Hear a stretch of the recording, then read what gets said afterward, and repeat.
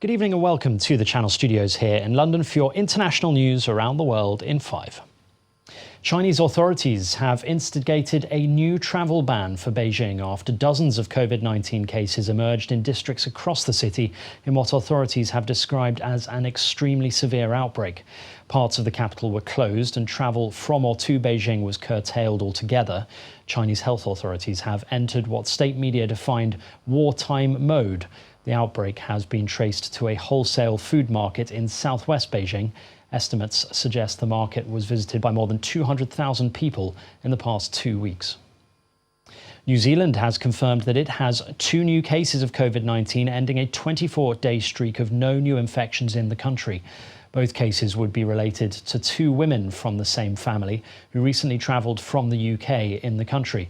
New Zealand lifted all social and economic restrictions except border controls last week after declaring it had no new or active cases of the virus. It was one of the first countries in the world to return to pre-pandemic normality. Tensions continue to escalate between North and South Korea after the North demolished an inter-Korean liaison office building just north of the border between the two countries. South Korea reported that North Korean authorities had blown up the liaison office in the northern border city of Kaesong. The office effectively served as an embassy for the two countries. In a statement, South Korea warned it would respond strongly if the North continued to worsen the situation. 3 Indian soldiers have been killed during a violent face-off with Chinese troops along the country's de facto border in the Himalayas. According to the Indian Army, a statement said there was loss of life on both sides. It added that senior military officials from both sides are currently meeting to defuse the situation. Chinese Foreign Ministry spokesman said that Indian troops seriously violated our consensus and twice crossed the borderline for illegal activities. A man has been shot and wounded during a protest near a museum in Albuquerque in the United States after reportedly trying to tear down a sculpture of a 16th century imperialist with other protesters.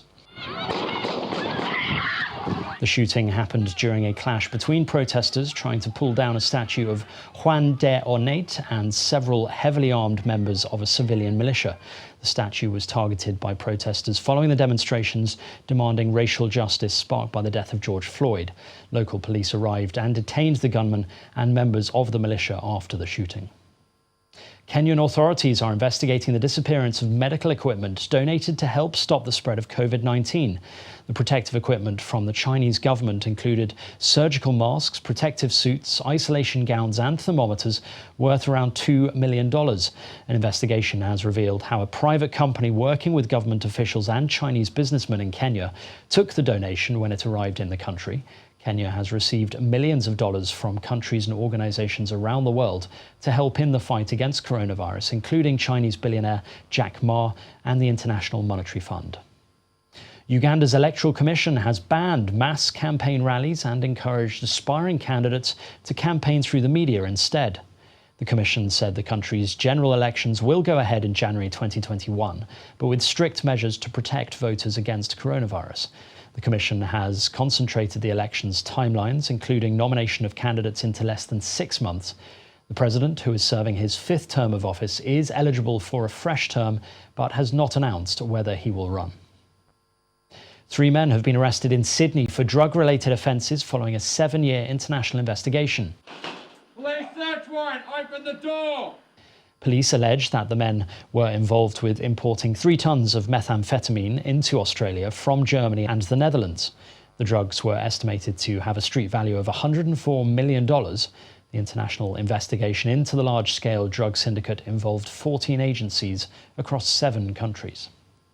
And finally, an Egyptian engineer has designed a remote-controlled robot that can take PCR swabs from patients, restricting interaction and limiting exposure in testing for COVID-19. Mahmoud El-Komi, a specialist in mechatronics, designed his robot in an effort to help medical staff during the pandemic. His current prototype is able to measure temperatures, take PCR mouth swabs, recognise faces that aren't covered in masks, and advise people on proper healthcare. Mr. El-Komi hopes that hospitals and clinics can make use of his invention, limiting interaction in what are usually dangerously condensed spaces. And that's your international news around the world in 5. Now back to the Channel Studios in Lagos.